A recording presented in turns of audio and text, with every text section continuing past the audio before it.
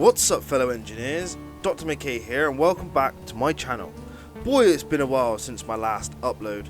My life has gotten me busy right now with my 3 kids, so they're taking up most of my time lately, and me and the missus are expecting a little girl, so there hasn't been a lot of time for gaming lately. But I'm back now with a unique type of video for my Space Engineers fans, or anyone else who likes Space Engineers. So this is what this and the next video will be about. Now, as you can see by the footage in the background, I'm building a ship, or should I say a rocket. So as you're aware, I like building SpaceX rockets, and I got the inspiration for this one while teaching my son about SpaceX, and that hopefully soon humans will go back to the moon and then on to Mars. And while I was talking to him about it, I started getting ideas getting popped into my head of how I could build an upscaled version of the Falcon 9 I previously built, but this time keep it accurate to the Block 5 Falcon 9 that are flying today. So with the rocket, I'm going to be having landing gears, grip fins, first stage, second stage, Crew Dragon, so it's going to be quite accurate. So with that said, the whole lot of this video and the next one, it is just me building this rocket. Now I have cut the videos down because it has took me over 5 hours to perfect it, so the footage will be of the main steps, and I will narrate the steps as we go, so you get the idea of what I'm thinking and building in that moment. So with all that said, if you like the video, please like, comment and subscribe. Your support is much appreciated, and I thank everyone for doing so. So let's get on with the build. Right, so then, as you can see, I've done the engines for the Falcon 9. I've stacked them, or placed them, so you have one in the center, and then the other 8 around the outside in like a circle. And as you can see, what I'm doing now is I'm building the actual fuselage for the Falcon 9, trying to make it as circle as possible using the blocks inside Space Engineers. Now it can be quite difficult to get a circle, so I've kind of gone for like I think it's like 8 sides, like 3 blocks like straight, then done like 3 blocks at an angle, small piece, then done like the same again. Kind of works, and obviously with the engines in the way they are, it makes it quite easy to like figure out. And it took me a while to get the engines in this particular setup. As you can see, it's basically what the Falcon 9 has on itself. So what I'm doing now is I'm trying to think of how can I put the fuel tanks in. So obviously the fuel tanks, the hydrogen tanks, if they were to sit on top of the engines, they would be poking out the sides. Now I could do one single stack through the middle, but then that's not enough fuel. So I was thinking, right, I need to get 2 tanks. So how do I do it? So I'm using this conveyor junction. Right, now this conveyor junction has small ports and large ports. So as you can see, I placed it in the middle, and now I'm using the elbow conveyor junction, or conveyor tube, on each side, which basically, as you can see, it's like halfway over the engines. So the next step I'm going to do is I'm going to add hydrogen tanks on top, like this. Now obviously trying to get it so it's on properly, which it is now, was quite a challenge because it kept moving and not sitting on it properly. But obviously I want 2 tanks, and I want it to be obviously roughly the same size as what the booster stage of the Falcon 9 is. Now obviously some of the engines are working because they are connected to one another, but some of them aren't. So I was like, well, what's going on here? And I realised that I actually haven't connected the engines up. So as you can see, what I'm going to do now is put a couple more conveyor junctions, and then add small conveyor tubes to connect obviously the hydrogen to the engines. So obviously I'm going from the middle one and then bringing it out to place to connect to the 2 ones, and it's basically obviously I've done symmetry mode as well. So building it on this side, we'll do it on the same on the other side, and I will recommend, if you can, always do symmetry mode when you're building a large scale vehicle. That way, if you're in creative mode anyway, so you don't have to go to the other side, and it does make things easier to get symmetry right. So if you're building the fuselage and you get all the way up one side and you kind of like, oh, what do I do now, because I've forgotten what I did 50 steps behind. At least with the symmetry mode, it does it as you're going. But obviously what I'm doing now, I'm shutting down the engines, grouping them up. So as you can see, I'm naming them F9 booster or whatever it is. So obviously I can have them set up later on a control station. Now I'm going to turn them all off. There you go. So our rocket doesn't go anywhere and whatnot. Now I will stress highly that you name your stages as you go. So if you've got engines on your first stage, large hydrogen, name them. So you don't get confused later on. So what we're doing now is we are putting the hydrogen tanks up to obviously give us a fuel.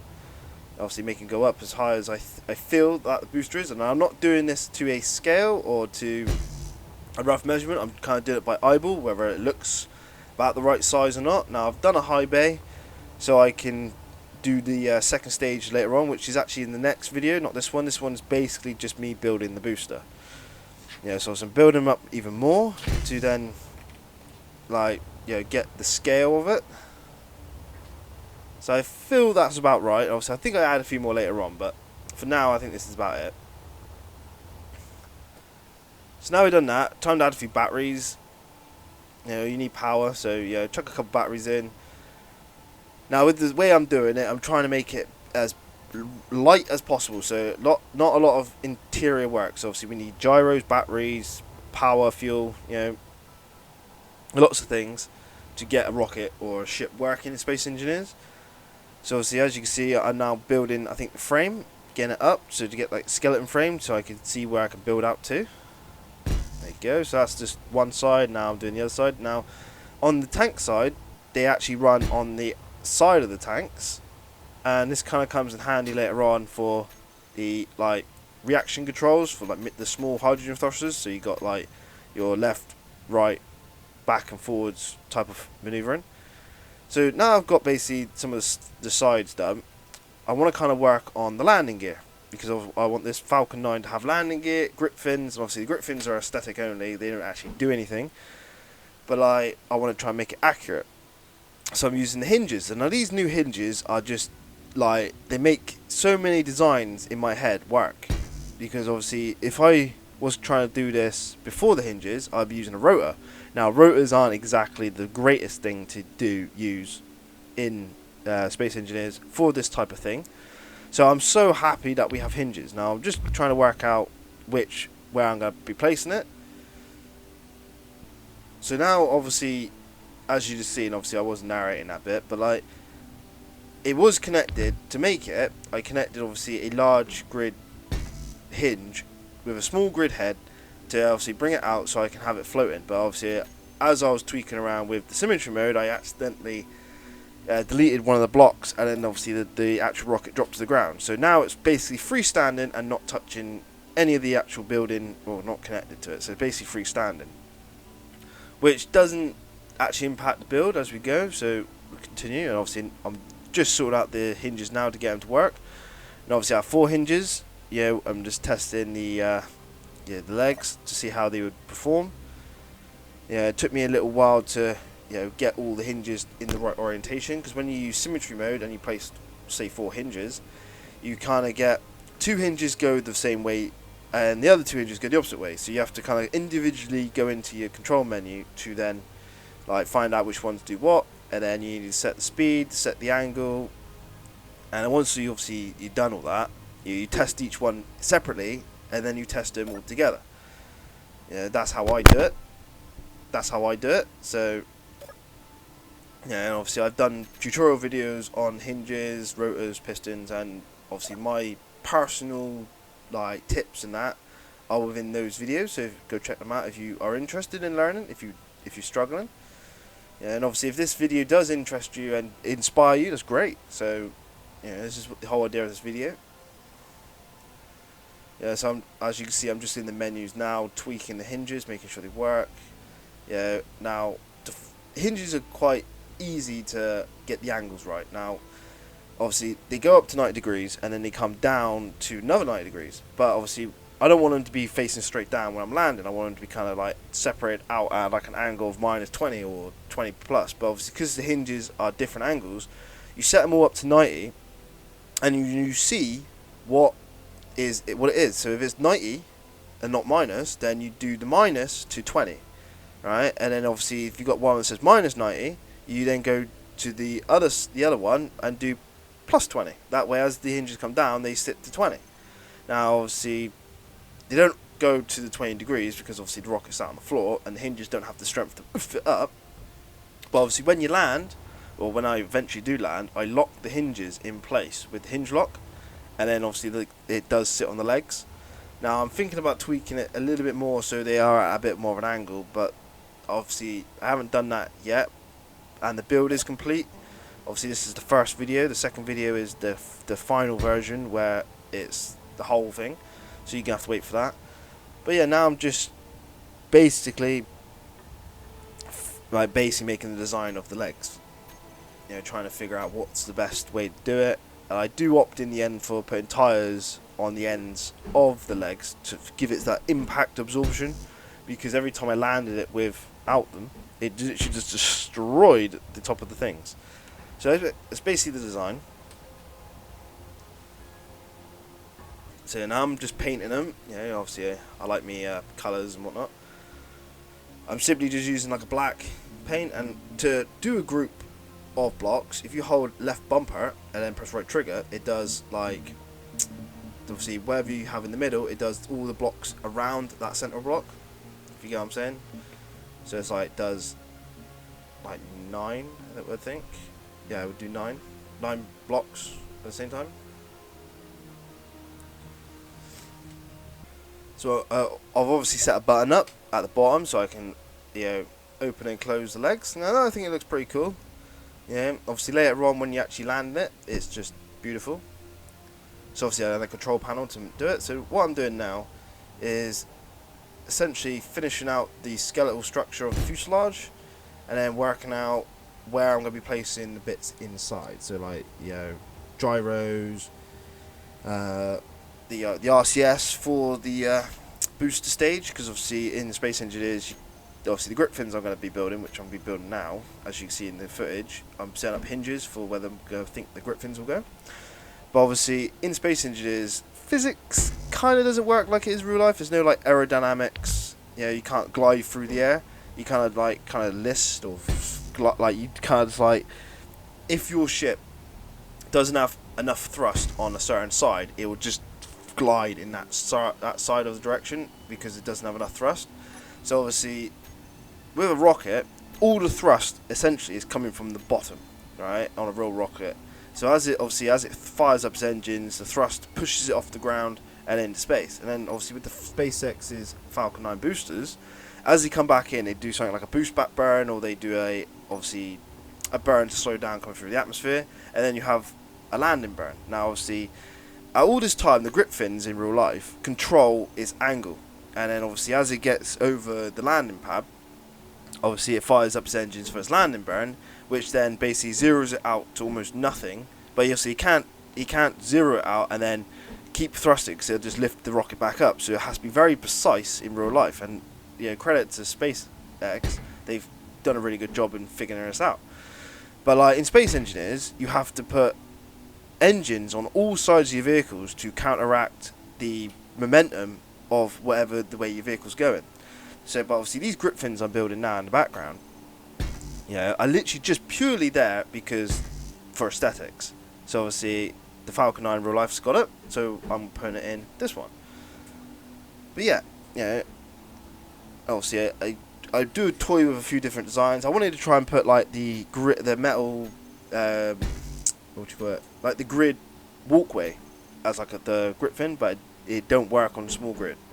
So I did a couple ones with square blocks, the thin ones, but nothing worked out quite nice. But I thought, well, this looks kind of alright. You know, it's like a grip fin, it sticks out, it's got holes, you know.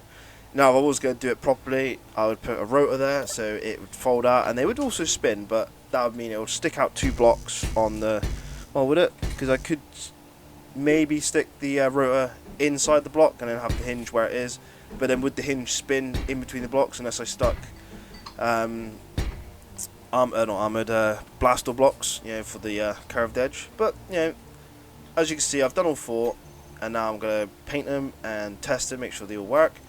And like I said, they're purely for aesthetics, to make it look good. Yeah, now I'm just like sorting it all out, making sure it's all okay.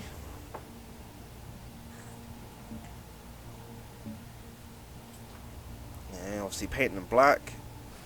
Yeah. Now I'm testing obviously the legs again, make sure they all work. Constantly keep checking what you're doing. And obviously as you do it, like I said before, make sure you name everything, group them all up. So obviously when I did the landing legs, I grouped up the hinges, named them, so when I obviously did the grip fins, I don't get confused with what hinge is what. So obviously I did the same with the grip fin hinges, I named them, grouped them up, and now when I get in a cockpit, I can then put them in my quick toolbar as a group, instead of having to go individually. So I think what I'm doing now is I'm just assessing what needs to be added and like what else I'm doing. So obviously I'm at the top, and if you've seen what the Falcon 9 rocket looks like, obviously just after the grip fins is the staging area where obviously the second stage meets the first stage. But obviously that's later on. Obviously I'm literally just making the boost. Now as you see, I've done full frame now. Obviously I've still got holes because I haven't quite finished yet, and I obviously want to see some light. I've got some gyros in, and now I'm trying to figure out like where can I put small hydrogen thrusters for the RCS control.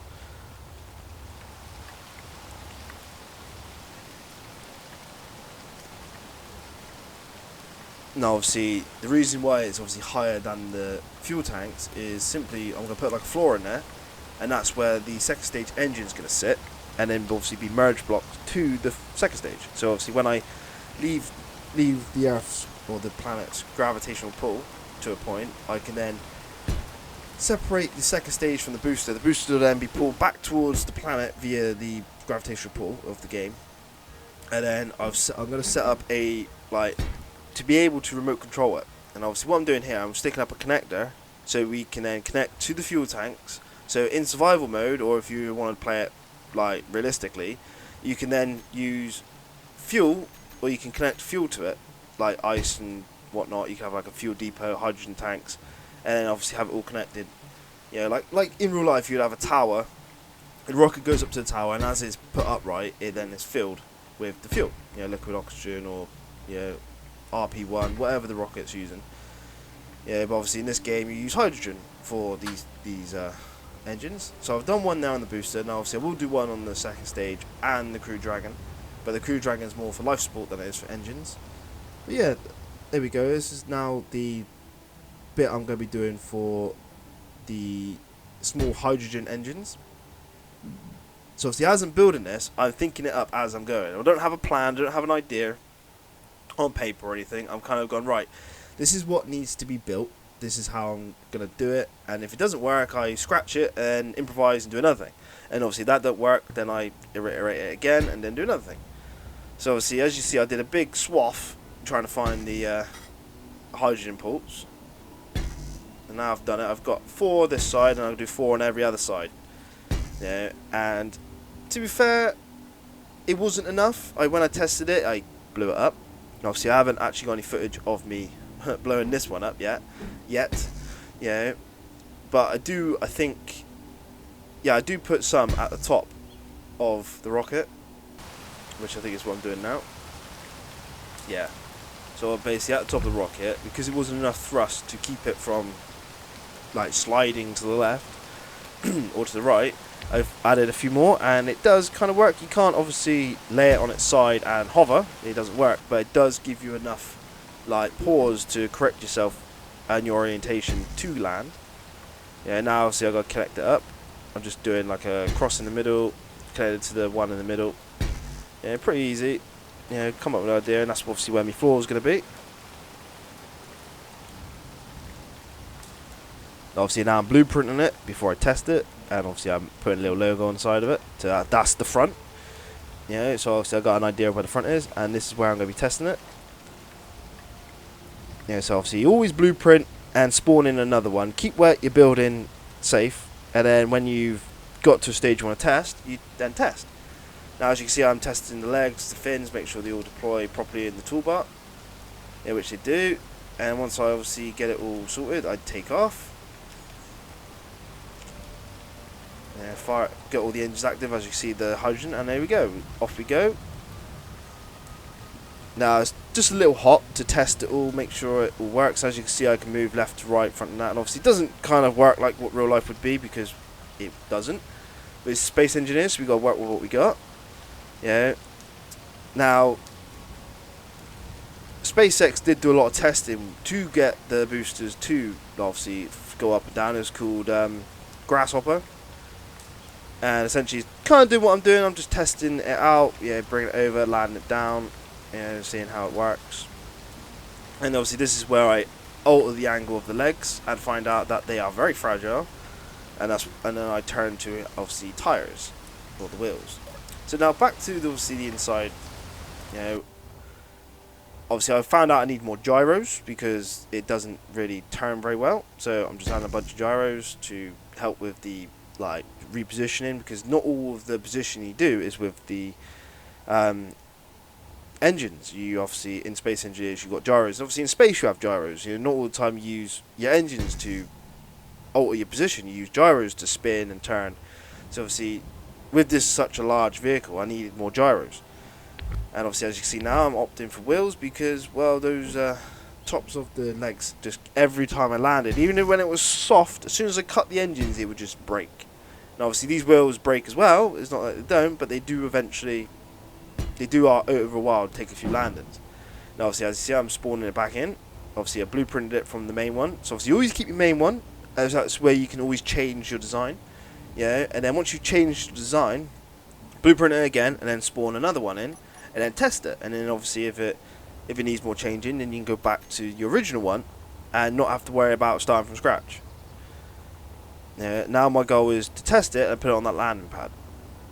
Obviously I'm using a control seat inside the booster. Now I do eventually I can control it from a control station. This is what my whole plan is when I'm in space in the Crew Dragon, I want to be able to control the first stage booster and land it safely back at the landing pad, because that's what SpaceX does in real life. And obviously it doesn't particularly matter too much in space engineers, because you can fly the whole thing into space and be perfectly fine. There's no real issue with fuel and economy and stuff, but I want to try and make it accurate to SpaceX. So this is what I'm doing. Obviously I'm manually controlling this from inside to test it, and then obviously later on I set up a control station, antennas, remote control blocks to make sure obviously it all works. And obviously this is just the first time me trying to land it properly with all the gyros and that, and it worked quite well.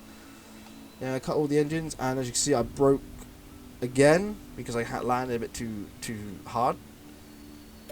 So obviously I do add cameras and stuff.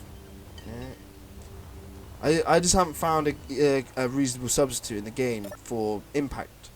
On small grid. So obviously I'm now lifting it up, testing it. I'm testing obviously the sideways stuff, and that's what I said. It lists, and I get a little problem in it. It lists a bit too fast, so I have to throttle up so I don't hit the ground. See as it's going down, it's not enough thrust. So I had to throttle up so I don't hit the ground. But it's just enough to turn you while coming down, or as long as you're vertical, that is, and using your main engines at the bottom to keep you upright. But on the side it's not. Now I could put loads of engines on the side to have it be able to have enough thrust to keep it sideways, but then that's not the point. We're not doing a ship, we're not building a ship like that. I'm building a rocket that goes up, comes back down in a horizontal position. So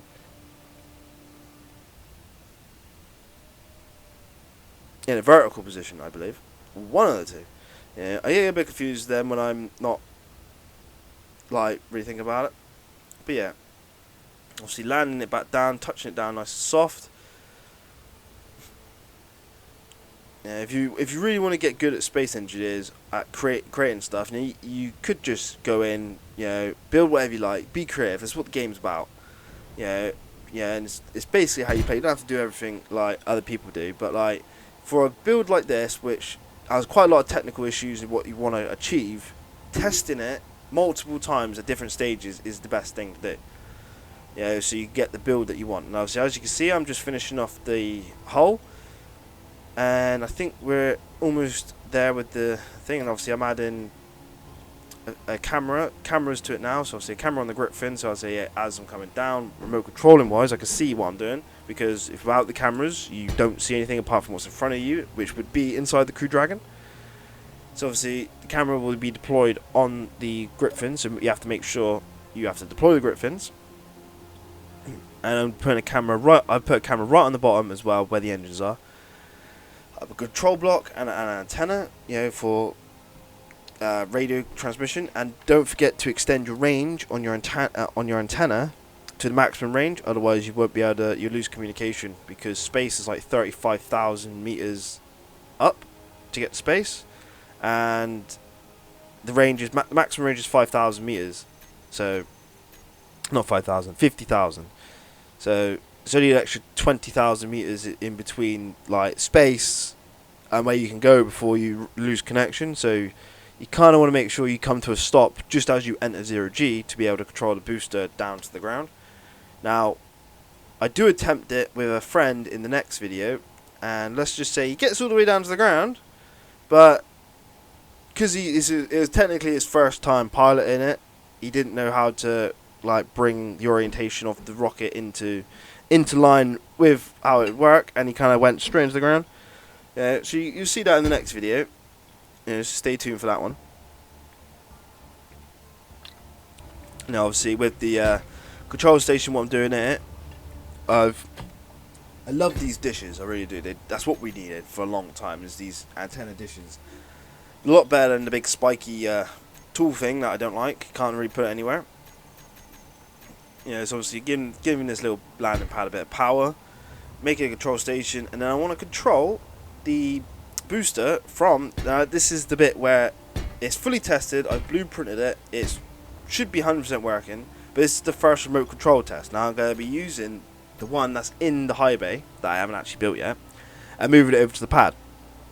So then I can then get to work on the second stage, because the second stage I'm going to be building the engine part first, because, well, I don't really want to spoil it, but I get a bit creative with the engine on the second stage to have enough, well, I don't say I have enough power, but to make it look good for the part, because the second stage of a Falcon 9 is one single big engine. But here we go, look, I'm remote controlling the booster from where I am in the control seat at the landing pad. And I thought, well, it's the first time I've ever actually I've controlled a ship through a control station. I've done drones and stuff, and I have landed a booster with remote control, without not actually controlling it myself, but automatic remote control. That it did touch down, and then I could not replicate it ever again. It kind of just, every time it gets to the landing pad, it just wouldn't slow down. So I kind of give up on perfecting that until I understand the remote system properly. But as you can see, I'm using the cameras on the grip fin here now to be able to position myself over the landing pad, and I think I'll go to the camera at the bottom as I get a bit closer. But I found that that camera doesn't really give you a good perspective of how close you are, because cameras are not very good in space engineers, to be fair. Yeah, that's the camera at the bottom. So it doesn't really, yeah, obviously the engines are actually in front of the camera, but it doesn't give me a good idea of how close, but it works for what we need it to. Also coming slowly because this is my prototype I want to keep. Yeah. Then obviously once it's worked, I then blueprint it again with the remote control, because obviously I blueprinted it now, alright, obviously before I moved it, in case I have an unscheduled disassembly. But I also, once I go over, I think I tweaked something, I can't remember what I tweaked, but then I blueprint it again, and then you'll see, yeah, before the end of the video.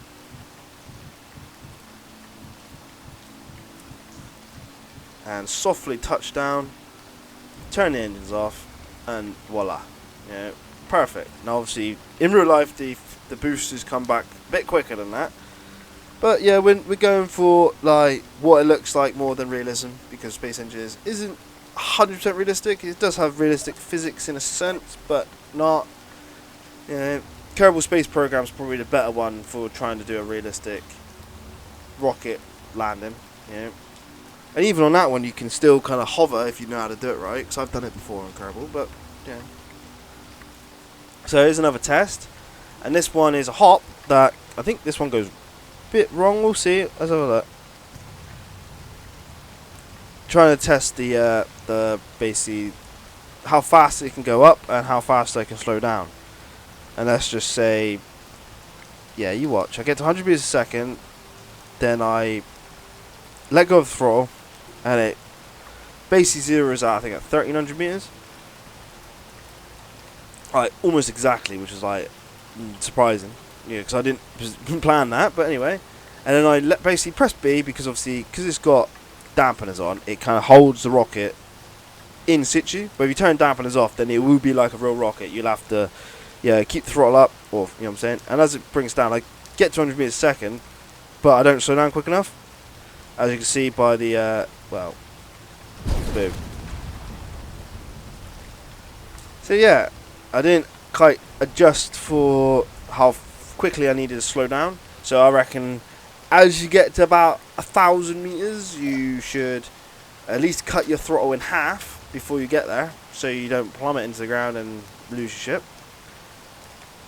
Yeah. So this is what the testing's about. Obviously, it, for what it is, and for the look of it, it works out how it meant to work out.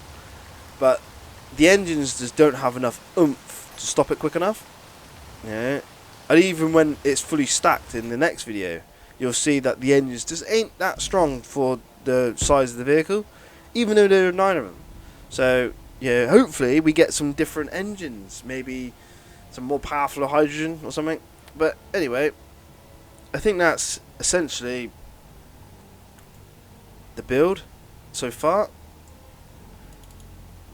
Yeah, so if you like the video, yeah, and you want to see what happens next, obviously next one I do the second stage and the Crew Dragon. Yeah, it's going to be about roughly about the same time. Obviously the next video is 3 hours long, so I'll have to cut that down to half an hour again. And if you like the narration of me doing it and some tangents I went on, yeah, it's great. I'm happy that I've made you happy. So if you like the video, please smash that like button. Yeah, let's try and get at least 5 likes. Yeah, don't forget to comment your thoughts and any opinions you have on the rocket. Yeah, and don't forget to subscribe. Yeah, I've got 160 odd subscribers. I want to get to 500 because I'm giving away the Star Wars Squadrons game if when I get there.